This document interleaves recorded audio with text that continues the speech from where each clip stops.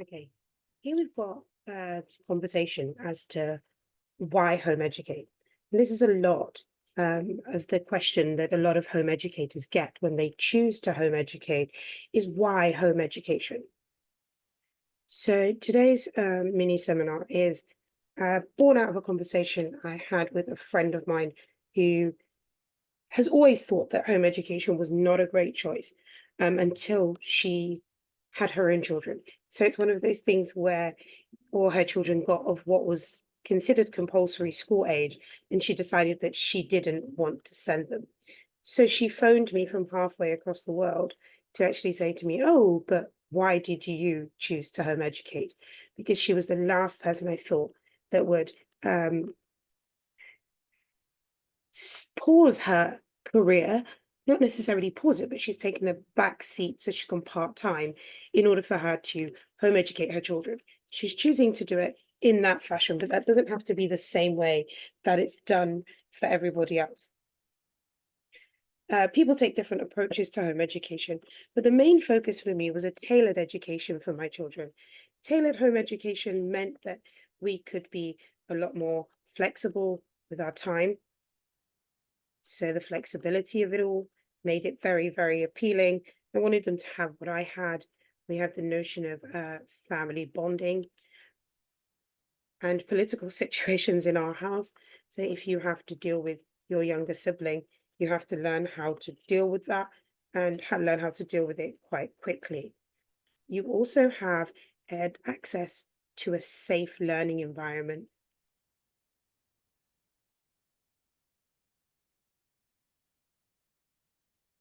And when you have access to a great learning environment, you're able to thrive a lot more. So that leads to the idea of a child thriving rather than them having to think about things in another situation.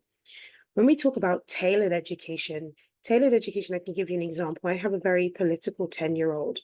So um, she's extremely interested in the moment at the idea of capitalism. But then also, on the other hand, she is a staunch socialist. So she is looking at how she could marry up the two and not necessarily end up in depression as an adult because socialism is not working for her or capitalism is still ruling the roost politically. When we talk about them having a safe learning environment in order for them to thrive, we've got at the idea that you can do it without distractions.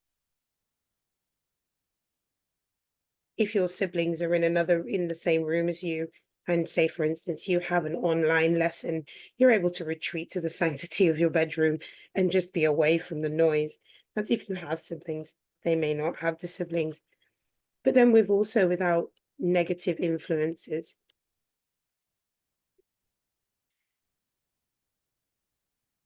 We've all heard about the peer pressure of school. We all know that it exists. And it's without those negative influences that a child is able to then go ahead and find themselves as an individual. You can create a safe space which is conducive to learning and also promote the idea of well-being. My friend then said to me, how do I promote well-being within my children? So it's the idea of we have these systems where they can pull a sick card. And when you pull a sick card, we have 15 per year. But that goes hand in hand with the idea of the flexibility. And it's the flexibility to adhere to the days that we want from our faith.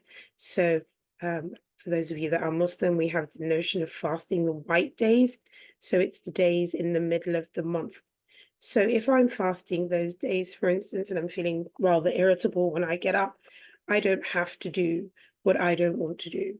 It's essentially one of those things with my children. They can also have the option without government influence of them fasting the days of Ramadan. And what we do during that time is we can flip our day on its head unnecessarily get up for suhoor, so that's the pre-dawn meal, and be able to have a nap during the middle of the day, which has the ability to install the idea that the whole child is being dealt with. But what all of this is about, and what all of this is the notion of, is that producing that holistic nature for your children.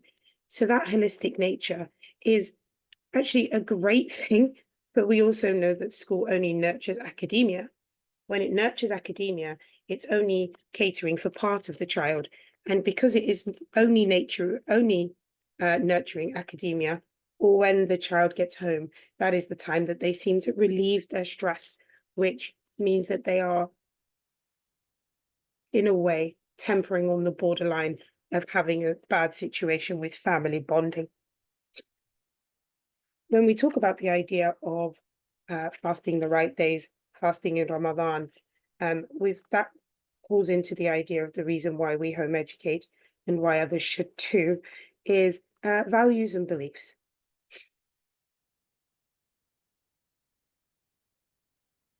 It's the idea of instilling specific values that may not be conducive with the school environment.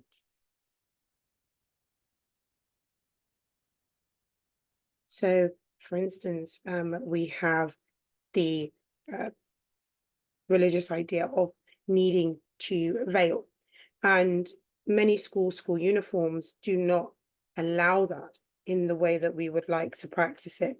Also, for my young men, they may have specific views about marriage and the fact that they don't want to be associated or have girlfriends, and that may be a problem within the school system due to the idea of peer pressure. If we have beliefs as a family, it's better for us to talk about those at home and giving my children ways to deal with the situation. So it's how to deal with their beliefs in wider society, not in an abstract fashion. And that's the problem. It's not a problem with school per se, is it cannot be done in a wider context with multiple age groups when you're with the same people the majority of your academic day. That's one thing we don't have, is a strict academic day. Our day tends to revolve around whatever needs to be done on that particular day. We also have religious teachings that we need to instill. And going into an Islamic school is not always conducive.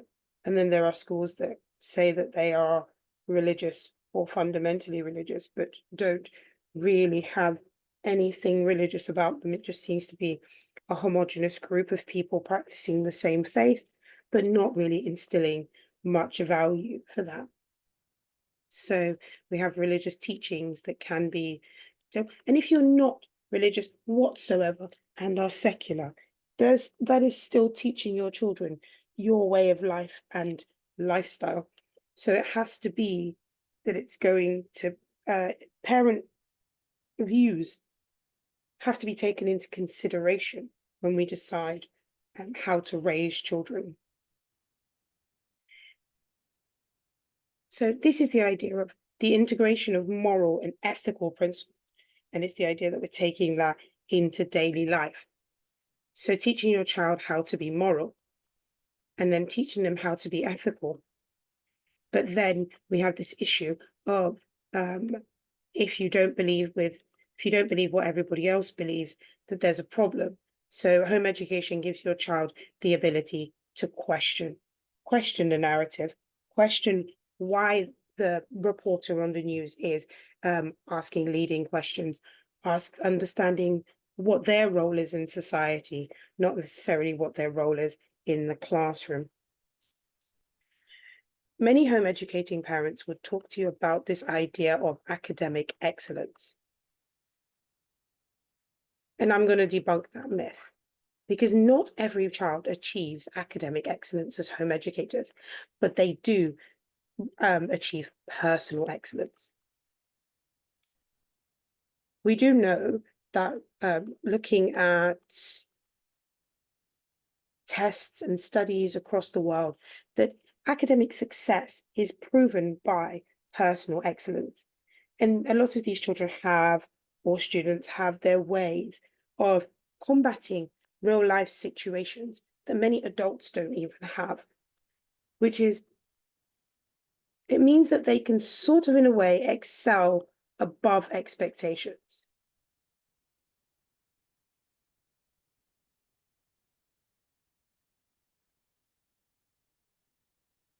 And if we excel above expectations, it's because that they're being provided essentially with a superior education, because that superior education does not focus on their weaknesses. It supports their weaknesses whilst nurturing their strengths. You can do that via a customized curriculum, and we have some videos on those and the ways to come about or to create one. So we have this idea of a customized curriculum. Individualized attention. That is a very interesting concept, because you can answer that child's questions that may not be about the topic that they are studying, but something that they've realized in real time, and sort of question why they are questioning something. And then this provides you with the opportunity for you to have advanced studies.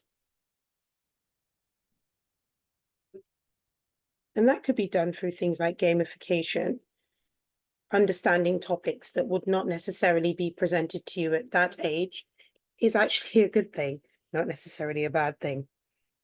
We also have the concerns about traditional education.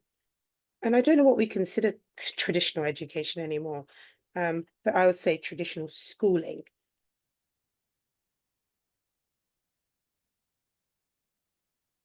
And what schooling actually does to a child's mentality.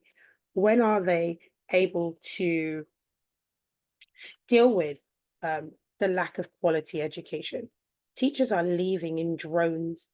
And as a personal tutor, I actually speak to a lot of children who are, disenfranchised with school. They don't think that the best choice was made for them. And you hear them being things that they're sort of desensitized to the idea of safety, and not wanting to be involved in things. I've had students talk to me about organized fights that the person who was being fought didn't actually know was going to happen. We have this idea of bullying that some parents do not want to, well, all parents do not want their child to be bullied, but it's become so normal a part of education that bullying only seems to affect the one that's being bullied, because those around it just accept it as normal. We've also got this idea of a mismatch, and it's a mismatch of between the child's learning style and the school education.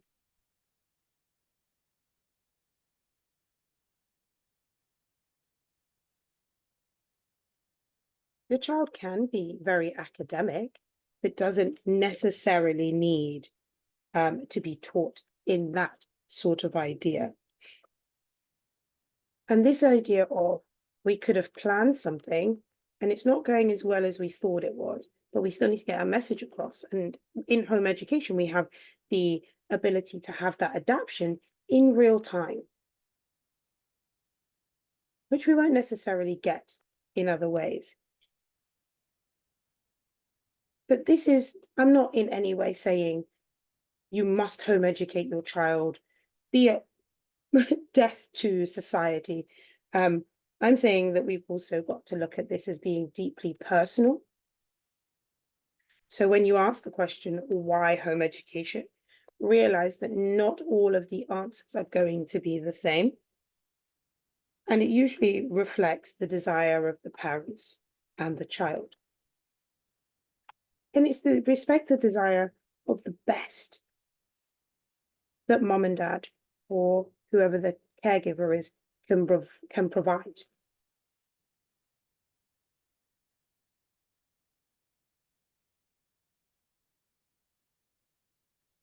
Recently, after the pandemic, we've realized that it's not just affluent parents who choose to home educate. It's become something that's rolling out across the board in terms of social economic groups. That, I think, is causing the government a bit of turmoil because they are unable to keep an underclass, per se, of poor education. Because we all know education, much like healthcare in the UK, has become a lottery. And the best teachers want to teach in the best areas, and the best students go to the best schools. We have selective education, which means that the child has to be academically brilliant across the board in order to get considered for anything like that. And then we have academic scholarships at schools where children who are working class, per se, are going into affluent situations and are unable to afford the things that are nuances, such as the travel for those children who are slightly more affluent than themselves. And that leads to its own problems. This is Dr. Rachel Sarah Lewis signing out. Assalamu alaikum.